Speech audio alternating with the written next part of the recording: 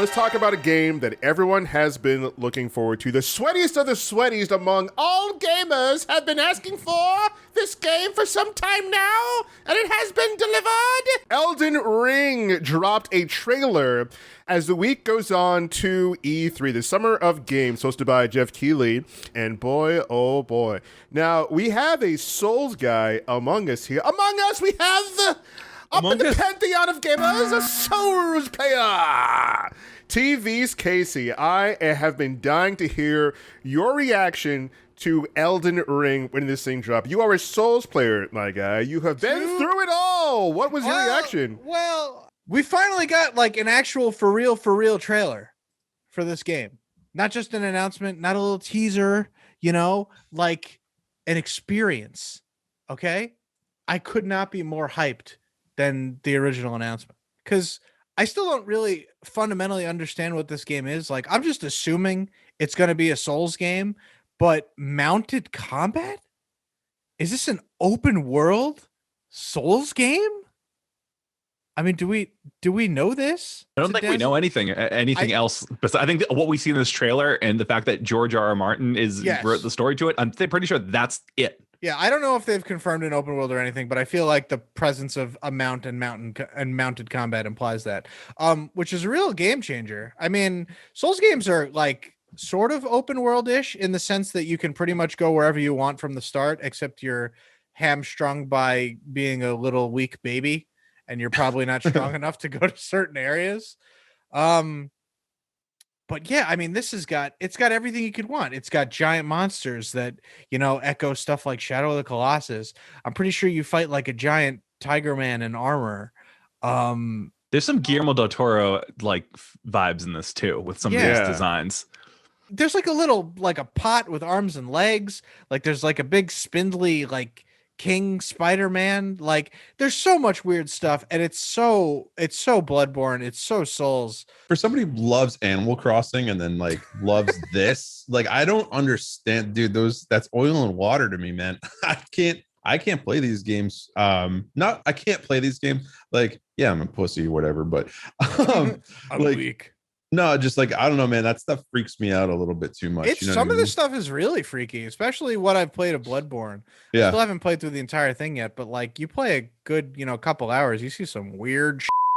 I'm so blown away by how just cinematic this game looks. This entire PlayStation 5 generation has been a whole like new development for me. Not that like Nintendo games are, slouching on the graphics big time, but it's just on an entire another level. Like this is less. Yeah. Elden Ring looks less like a game than it looks like a fundamental experience. It's the future of gaming. I was watching the live stream when this thing dropped, and people were over ecstatic, right? All of the Souls players are just like, my time has come. It's come. My game is here. But no, I'm so stoked for all the Souls players, and the game, like you said, Casey, does look very cinematic. Now there are people who are just like, all right, this will blow me away. I'll wait till this thing actually drops to see what it's about. But I mean, it looks crispy. It looks crispy as hell. One thing I like about Souls games is the character design, right? Yes. And Casey, was there any characters in here that kind of like peeked out at you? You were like, oh, that kind of looks funky. That kind of looks pretty cool. It almost looks like a lion wearing a suit of armor, like a suit of black armor, and he's got just like a big fire sword that he's just sweeping around in a circle. And then right after that, you get this lady putting on gold armor and just lancing a protagonist.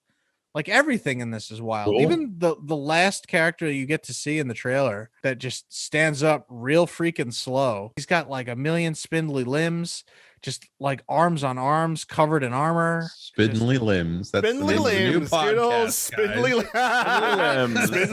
Spindly limb. Nimbly spindly limbs. Oh man. But yes, I'm just beyond excited. Although January 2022 still seems like a long ways away. It's so far away here. Now that we're here. 7 months. Yeah, but for like a game that we have heard, like we know it's been coming. We haven't seen any footage of it yet. The fact that we had just got footage of it and it's coming out supposedly in less than a year. Yeah. Is like that is not the normal for like huge budget games. Like, I mean, at least we know that all the time they spent between it being announced that they were actually working on it. yes, Yeah, this is true. Seriously, right? Like we Yeah. we can see that they have been spending a lot of time on it, and it's going to be for everything. Now, Just saying, when George R.R. Martin is attached to something, you start to get attached to the idea that it's never actually going to come out. I know, right? The only problem I see with it coming out is that it's also going to be on the PS4 and the last gen Xbox One. I mean, it's incredible. I mean, game companies, listen. Here's what happens, right?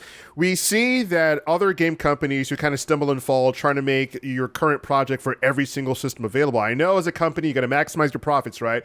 But look what happens to other game companies, which we're going to talk about in a moment, in which they try to port your new game that's supposed to be on the current gen, the PS5, the new Xbox, PC, and you're trying to make it for the last generation as well. There's like so much you have to do for that, and there's so many like different things that can go wrong and do go wrong with the game itself. It kind of screws it all up. So I'm looking at the end card here. We got PS5, PS4, Xbox Series S, and Xbox Series S, and Xbox One.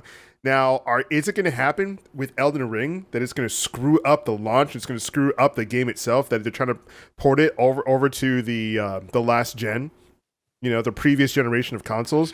Who's to say? But stop it. I don't know. You Stop remember a time where you didn't have reverse compatibility with a single release? Yeah. Right? Like it was just if you wanted a game, you just bought it for that new system that's out.